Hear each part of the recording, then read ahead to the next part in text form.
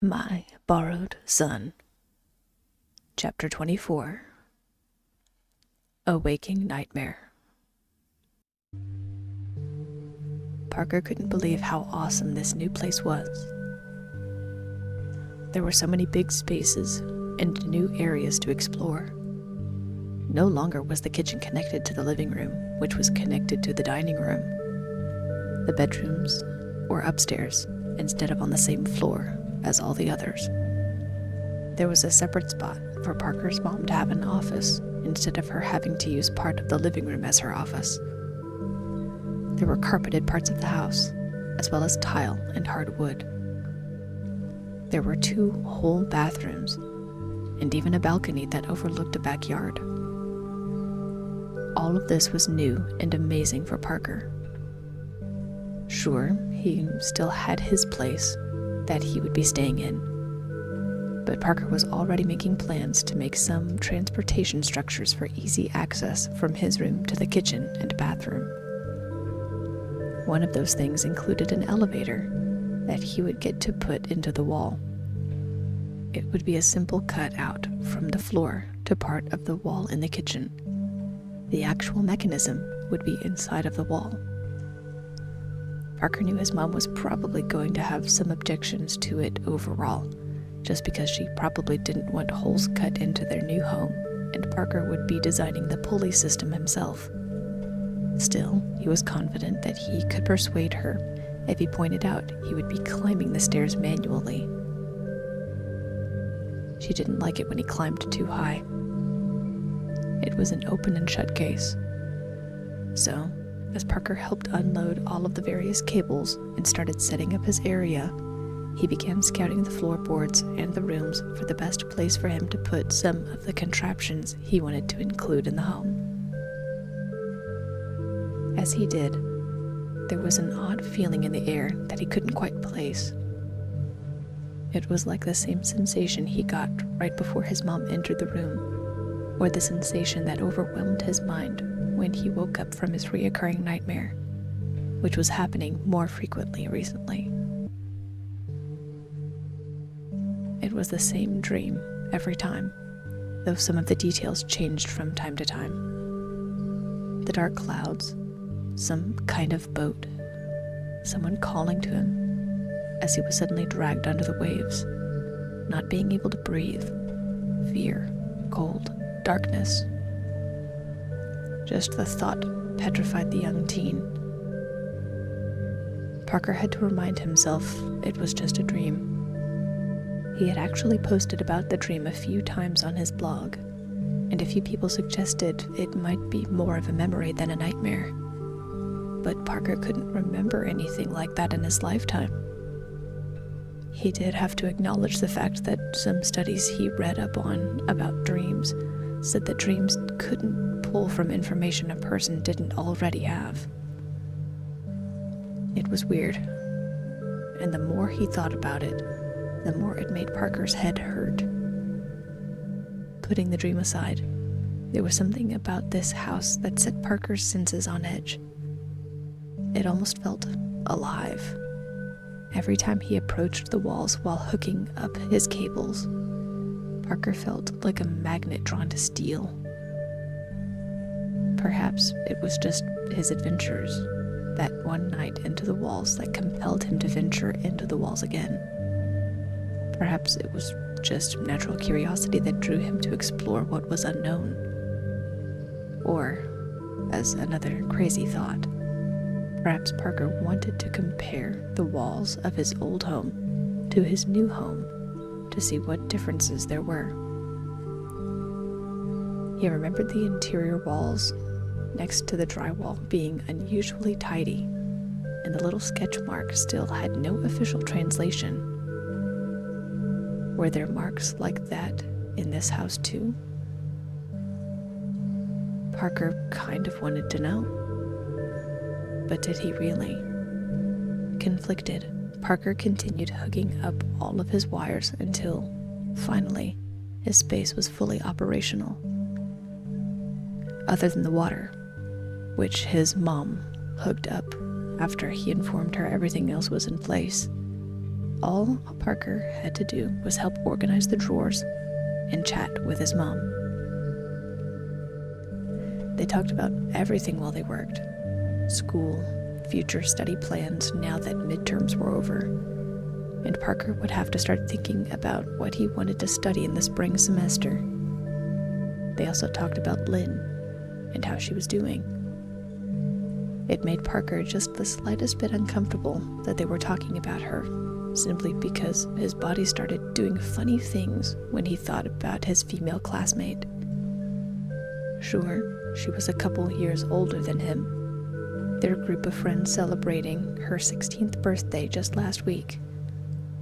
But there was something about her that made Parker feel warm and tingly, excited and nervous, confident and seen. It wasn't until the movers came with all of the other furniture that Parker noticed his mom act a little strangely. She quickly ushered him to his room and told him that she didn't want him to get hurt. "I'll be okay, Mom," assured Parker. "I'll be on the counters and on the windowsill. They won't hurt me. They're not kids." "Parker, I would rather you not be out and about while they're bringing everything in. There's going to be so much movement and things swinging around and possibly falling. I would just feel better if you just took a break and relaxed in your room. Don't worry, you'll be able to help put everything where you want it when they're done," countered his mom. Parker wanted to continue the discussion, but ended up complying with his mom and retreating back to his room. There was something in her tone that sounded panicked and uneasy. It was like she didn't want him to be seen, and didn't want him to talk to the movers. "That's weird. I know she's protective, but I thought it would be different now. I'm older. I'm almost 15. I can look after myself. I'm careful." Parker huffed a huge sigh and flopped down on his bed, where he found himself daydreaming about meeting Lynn for the first time. He thought about what she would say about his height, which he already had some lines for, or so he thought. He imagined what it would be like to hug her. He even dared to think about what it would be like to kiss her. This brought about a whole range of emotions that made Parker squirm uncomfortably. He wasn't sure where that thought came from, but he quickly shook himself out of his fantasy and turned his attention to his books and finishing setting up his room. It was hours later when the sound of thumping and talking voices finally subsided. There were a few times when the voices sounded close to Parker's door, but no one entered his room. In fact, Parker felt his hair stand on end, and he actually retreated further into his space when he heard the voices. It was another weird sensation of wanting to talk to new people and meet them, but also wanting to retreat and hide away. It made his head hurt, but he didn't spend time dwelling on it.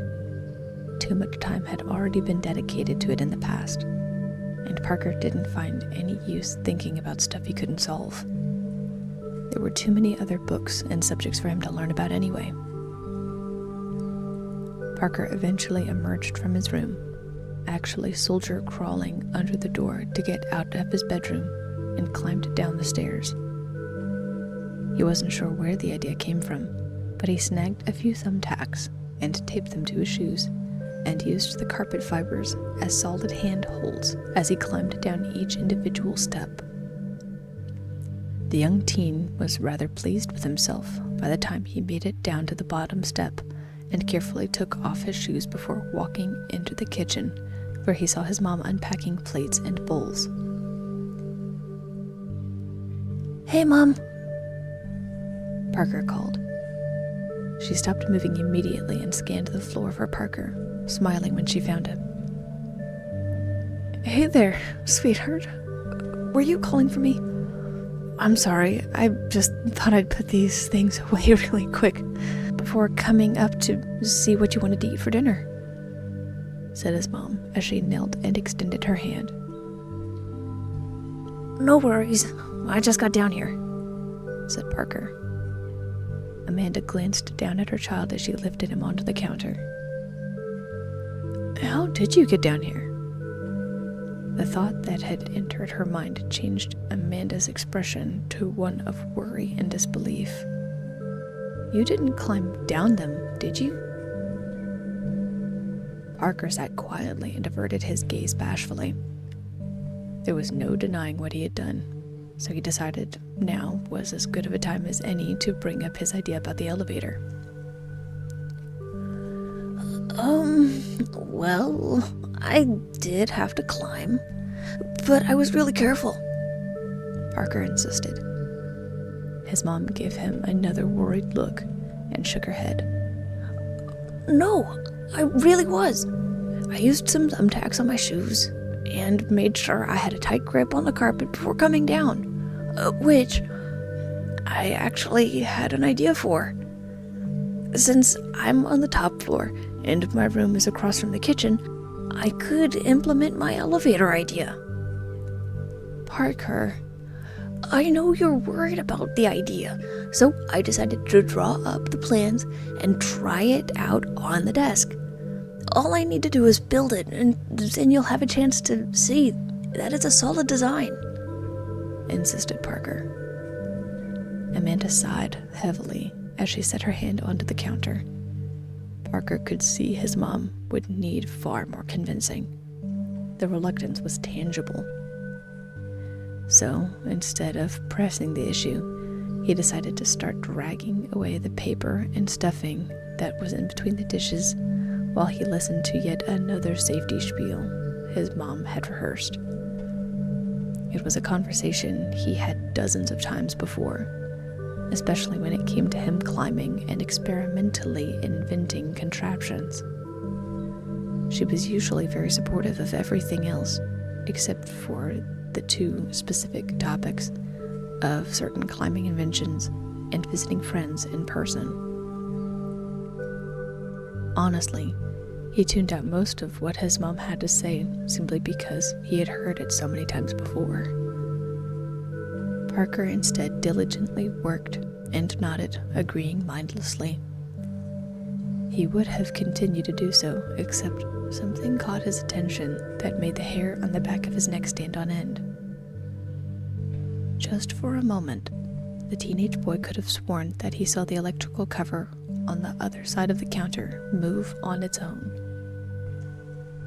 It didn't shift down as if falling. It shifted up, as if being shifted back into place. He shook his head as his heart skipped a few beats. He felt anxious, which was weird. Everything felt electrified in his body. His head swirled uncomfortably, as if he were about to pass out, which Parker had never done before. "Parker? Parker?" His mom's voice shook him out of his temporary stupor. "Is everything okay? You look a bit pale." Parker looked over at his mom and then back to the electrical cover. Sorry. I thought I saw the electric cover move," Parker said in a daze. There was immediately a look of concern on her face as she looked over at the island behind her. Before Parker could say anything, his mom walked over and jiggled the cover. Sure enough, it was a bit loose, and it came off. "Well, that's not good," she muttered. "I'll have to screw that in tighter." There was something about seeing that electrical cover open that drew Parker to it once more. Though the island was a place he definitely couldn't reach, Parker suddenly found himself on the edge of the counter, looking down at the sheer drop beneath him. The sensation was thrilling and terrifying as he looked down at the vertigo-inducing distance. "Anyway, what do you want to have for dinner? You get to pick," said his mom, as she snapped the cover back into place and turned to face him. Chinese? It's been a while since we've had it, suggested Parker. Wonderful. I'll go ahead and order it. And to watch after dinner? Parker decided he wanted to watch The Matrix. It was a bit of an adult movie, but he had been allowed to see it before, while his mother censored some of the naughty bits. The concepts of defining what was and wasn't real, while also delving into the technology that existed in the world, was fascinating to him. Parker thought it might be fun to get into computer programming simply because he wanted to be able to write code and maybe create mods for the games he enjoyed playing. Lynn evidently knew a little bit about programming and mod creation, and Parker was more than eager to pick her brain about it.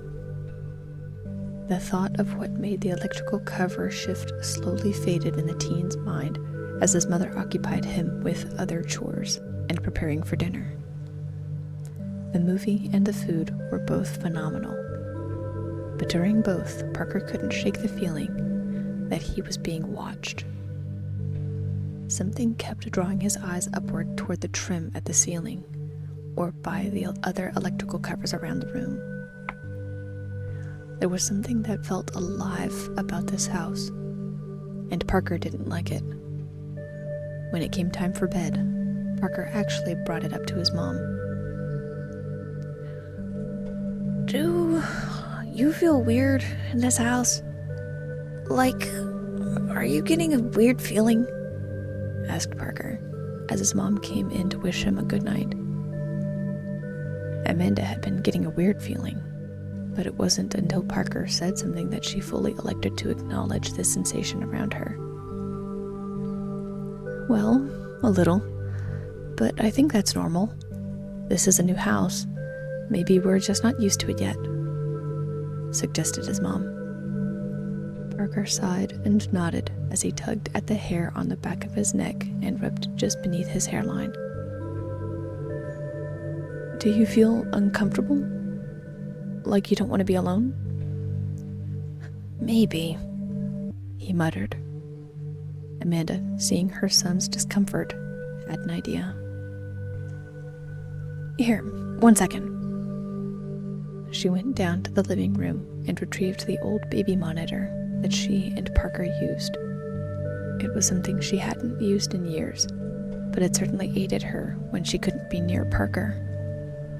When she brought it up, Parker recognized the contraption immediately. The baby monitor? Mom, I'm not a baby, grumbled Parker, as his cheeks warmed with embarrassment. I know you're not, but the radio still works. If you need anything, you can just shout, and I'll hear it in the other room. Just for now, until the feeling goes away. Sound good? Asked Amanda. Parker considered the electronic device for a minute before deciding to relent. It was a good idea, and it was more of a radio than anything else. The teen agreed reluctantly, and Amanda quickly set it up in the hallway just outside of his room for relative privacy's sake. Then, with a kiss, Amanda wished her son the best dreams and went off to bed herself. Parker curled up into bed and stared at the ceiling for what felt like hours, or feeling an inkling of being tired. There was something about this place that made him uneasy. Perhaps it was just the relative unease of moving to a new home. It was the first time he had moved before, after all. It was these thoughts that Parker eventually fell asleep to. Sadly, his dreams were not the best or the sweetest once he was asleep. The nightmare appeared once again, but there was more to it than last time. Parker could feel the chilling rain surrounding him. Someone's arms were wrapped around him and telling him that they were going to be okay. Walls of water surrounded him, and he clung to the person tightly. He couldn't describe it, but he trusted whoever it was that held him with all of his heart. Another wall of water crashed over him. The darkness of the sky lit up just in time for him to look into the faceless features of the person who held onto him so tightly. All at once, he was dragged away, swallowed by the wave of water and spat out in the mud and leaves. He turned in time to see the person being held back as they too were dragged under the waves of endless water surrounding him. Someone called out something to him that he couldn't hear. Fear, primal terror, loneliness. Parker clutched something to his chest as the dark shadows surrounded him. He whimpered and tried to get away, but one shadow emerged and grabbed him. He threw out his arms and tried to push it away, but immediately Parker knew something was off. For one, he registered that his hands made contact with something. Times before in his dreams, there was never resistance. Most unnervingly was the fact that someone, said his name. Parker, shush and wake up. Wake up? What on earth? Parker opened his eyes and, to his horror, spotted a shadowy figure looming over him.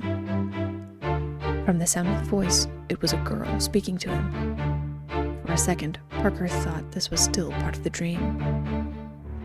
Vision sharpening instantly, and sleep banished from his eyes, Parker pulled his legs free from his blankets and kicked, launching the figure across the room.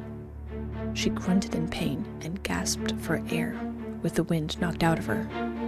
Parker was on his feet in an instant and practically threw himself at his touch lamp, smacking it unnecessarily hard as the room illuminated. There, standing up with difficulty, was a teen about the same age as him, possibly younger. Her hair was dark brown, and her eyes were basically black. She had mismatched pieces of fabric for clothing, as well as a collection of weird contraptions at her hips. Her hair was in a low ponytail, which only kept her hip-length hair out of her face. She forced herself to her feet and gasped for air again as she glared at him. You kicked me? She hissed accusatorily. Whatever. Come on, we have to go. Now. Parker knew two things. One, he was drenched from his nightmare. Two, there was no way this was a dream. The way his heart pounded and the sensation of landing not one but two solid blows on the girl. His entire body trembled violently, and nausea immediately punched him in the gut. What was this? What was going on? Panicked at seeing the stranger, let alone one his size, standing right there in front of him, triggered an instinctual response that Parker couldn't begin to understand. He started to shout. Mom! Mom! There's someone here! Someone's in the house! He wasn't sure why he started shouting. Perhaps it was the instinctual fear and the involuntary need to be saved, but his body acted on its own as he called out to his mom. The girl's eyes widened, and she shied away immediately, retreating into the shadows of the next room. Dude, shut up! She hissed. The human will hear you. Human? What? Parker asked. His head swiveled again, and he staggered to the wall, leaning heavily against it. He gasped several times for air that left his lungs unsatisfied as his vision by the girl blurred.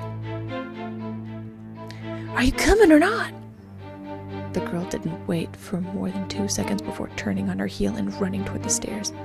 The sound of her retreating footsteps summoned Parker's attention as he chased after her. Wait, what? Where are you going?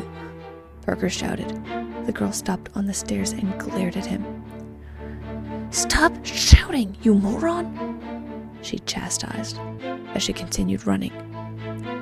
Parker's mind was running wild, but he spotted the baby monitor and did the only thing he could think to do. His mom couldn't hear him here, but she could with the monitor. He darted forward and threw his weight into the button and shouted as loud as he could, "Mom! Mom! Come here, quick! There's someone in the house!" He heard the girl curse as she left his house. Parker barely made it to the window in time to see her give one more fateful glance upward toward him, briefly making eye contact before vanishing off of the side of the desk. Moments later, Parker heard his mother's footsteps thundering through the hall and into his room. "Parker? Parker?" she called as she rushed over to the desk, practically ripping the hinges as she threw the door open to look into Parker's space. Parker shakily staggered toward his mom, mindlessly pointing toward the back side of the desk. "Mom! There was a girl! There was a girl here in my room. She was like me. She was little like me." Parker ran his fingers through his hair as he staggered toward his mom's open hands. He was heaving in breath after breath, choking back the urge to vomit. "Is there anyone else here, Parker?" asked his mom, as she looked wildly around the room and back over her shoulder toward the stairs leading downstairs. "What? No, I don't think so. But Mom, she was my size. Parker let himself fall into his mom's hands as he tried to calm his breathing. Everything hurt, especially his head. Amanda, seeing Parker in such a state, looked at the state of his clothes and glanced around his space. Nothing looked disturbed or different. Parker was drenched from head to toe. She had to wonder if he actually saw someone or if it was just a bad dream. "Parker, are you sure you saw someone? Are you sure it wasn't a nightmare?" asked Amanda. "No, Mom!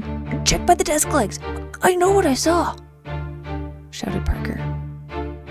Amanda did as he instructed and looked at the legs of the desk and the electrical covers nearby. Nothing looked out of place. Was it just a dream? Could it have been a dream? Honestly, what were the chances of there being a small girl living here in the house with them? Then again, Parker existed. So, couldn't someone else? What were they doing here? Were they here for Parker? Why? Why would they be? And, heaven forbid, what if they tried to talk to Parker before she could? She didn't want to distress Parker further and decided to compromise for the time being. "Parker, I don't know how much searching we can do here in the dark. Come to my room and get some rest. We'll take a thorough look around in the morning," said Amanda. Parker, still visibly shaking, looked back at his space. Doubt began to fill his mind. Did he see what he saw? Was it part of his imagination? No, it couldn't have been. And there was something else too. There was something in his mom's tone that made Parker the slightest bit uneasy. Did she believe him? And if she did, why wasn't she doing something about it now? Was she trying to dissuade him from looking? Was she trying to hide something from him?